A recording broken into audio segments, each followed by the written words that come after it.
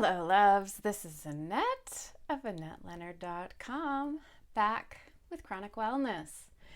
And I am going to talk to you today about sleigh and safety. So the reason I'm talking about sleigh, if you are watching this on video, you will already be clocking the fact that I'm wearing gigantic earrings, and they say sleigh. I have said here before that on the days that I am able, I dress for the way I want to feel, not the way I do feel. And for me, that is just part of my mental health. That is part of wellness and taking care of myself. And, like some of us do affirmations and meditation and other ways of just like getting right inside of ourselves. My limited wardrobe of only things that I love wearing is a part of how I keep myself propped up, feeling as best I can, and these earrings with attitude are a part of that.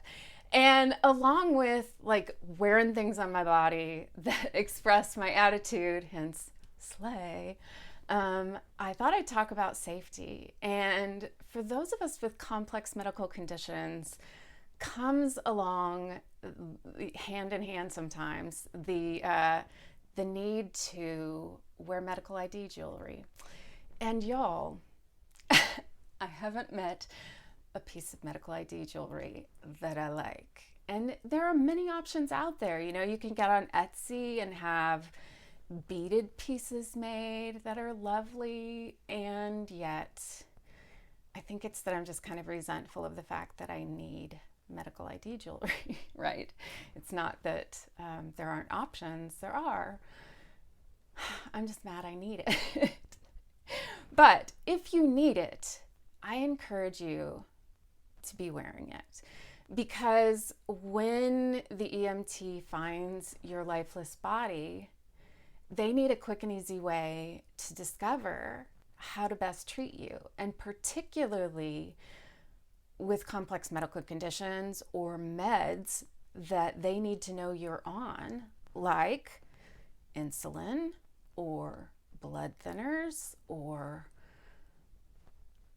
heavy painkillers like opiates, it is really important that they have access to that information about you and quickly. So I'm going to just talk about two things that I've done recently that have been helpful in that regard. So I am right now wearing an Apple Watch. Many of you probably have other sports watches or Fitbits or things like that. So today I'm going to talk about two ways that you can identify yourself with medical jewelry on those. Okay, so the first takes a little bit of DIY. I picked up a medical bracelet on Amazon that had links on it, as well as one of these little doolollies that has the medical staff on the front, and on the back says the name of the blood thinner that I am on, which is important because each of the blood thinners have their own antidote. So if you were in a car accident, for example, and were bleeding out and they needed to stop your bleeding, it is a different thing whether you were on the one I'm on, Xarelto, or you are on a different one like Coumadin or Eliquis. Each of those have a different antidote, and they need to know which one you are on in order to give you the right antidote. So I took that bracelet that had links on it, and I cut the links with a pair of wire cutters. I had my wife do it because my hand strength is crap. And then I threaded through some little plastic hair rubber bands, just tiny ones, onto the metal hooks that I left at the very end. And then I threaded that onto the band of my watch. And that was a good enough solution for plenty long time, and I would do it again in a pinch. Worked well.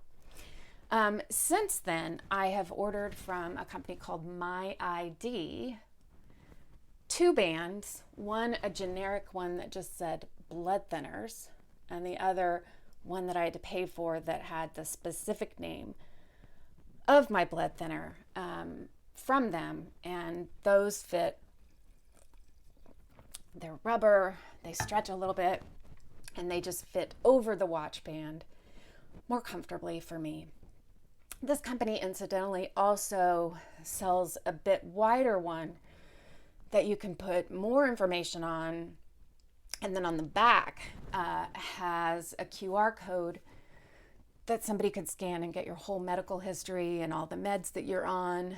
I'm just not clear in an emergency situation how much somebody's going to use a QR scanner or open up their phone and scan a QR code. So talk to the EMTs in your life, talk to the medical professionals in your life, and ask them. Because that is what that's what gave me pause or hesitation about pulling the trigger on that option for myself. How about you? What are you doing as far as medical jewelry or labeling on your person to say, hey, if I'm passed out or unconscious, what do you need to know about my medical history, my medical health, the medications that I'm taking? Because, boy, I struggled to put this on my person, but I recognize that blood thinners are a whole new game, and it's critical for somebody to know how to stop the bleeding if they find me unconscious or unable to speak for myself and bleeding profusely. So that's just a little bit on the subject for today. I'd love to hear from you about what you're doing. If you're not doing anything, why aren't you doing anything? If you're doing something different, what are you doing?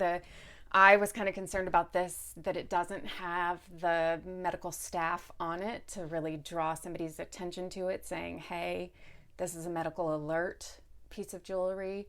What do you think about that? And tomorrow I'm going to get into the subject of DNR.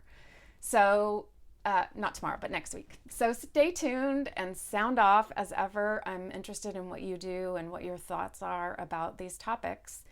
And until we're together again, slay, y'all. I hope that you're finding ways to raise your spirits and be well.